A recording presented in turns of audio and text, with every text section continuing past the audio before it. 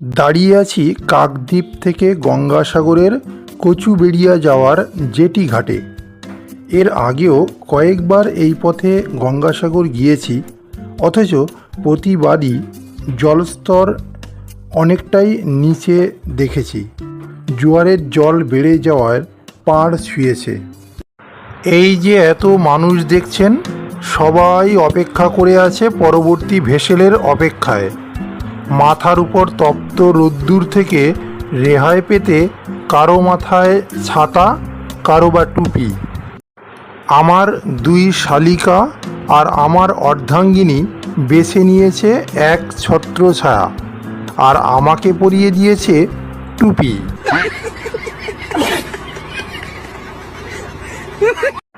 নির্ধারিত ভেসেল 11:30টায় ছেড়ে যাবে। গেট খুলে দেওয়ার সাথে সাথে যাত্রীরা পায়ে পায়ে সামনে চলতে শুরু করলো। ভেসেলের ধারণ ক্ষমতার অনেক বেশি যাত্রী থাকায় সবাই এই ভেসেলে উঠতে পারেনি। কাকদ্বীপকে বিদায় জানিয়ে আমাদের ভেসেল জেটি ছাড়ল। মুড়িগঙ্গার ঢেউয়ে দুলতে দুলতে আমরা এগিয়ে চললাম। কাকদ্বীপের এই লট 8 ঘাট থেকে কচুবেড়িয়া উদ্দেশ্যে ভেসেলে চেপে বসা মানেই যেন ধীরে ধীরে এক অন্য জগতে প্রবেশ করা।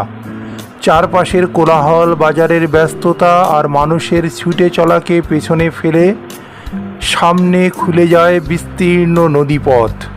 মুড়িগঙ্গার জলে ভেসে চলা সেই ভেসেল যেন শুধু মানুষকেই নয়, সঙ্গে করে নিয়ে চলে বহু অনুভূতি, বহু গল্প।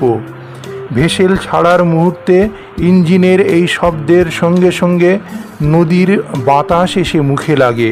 সেই বাতাসে মিশে থাকে নোনা জলের গন্ধ, দূরের মাটির গন্ধ আর এক অদ্ভুত মুক্তির অনুভূতি।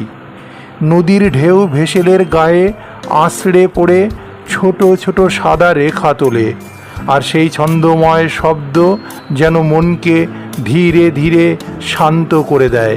দূরে দেখা যায় ছোট ছোট মাছ ধরার নৌকা, কখনো জেলের জাল ফেলার দৃশ্য, কখনো নদীর বুক চিরে উড়ে যাওয়া সাদা বক কিংবা গাংচিল।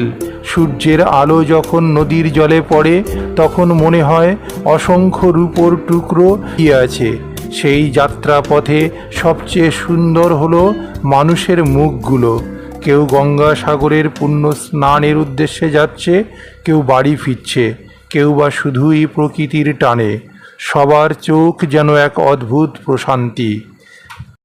দেখতে দেখতে কচুবেড়িয়া ঘাট ধীরে ধীরে কাছে চলে এলো। অনতি দূরে চোখে পড়ল নদীর পাড়ে সুসজ্জিত মিলন তীর্থ গঙ্গাসাগর লেখাটি।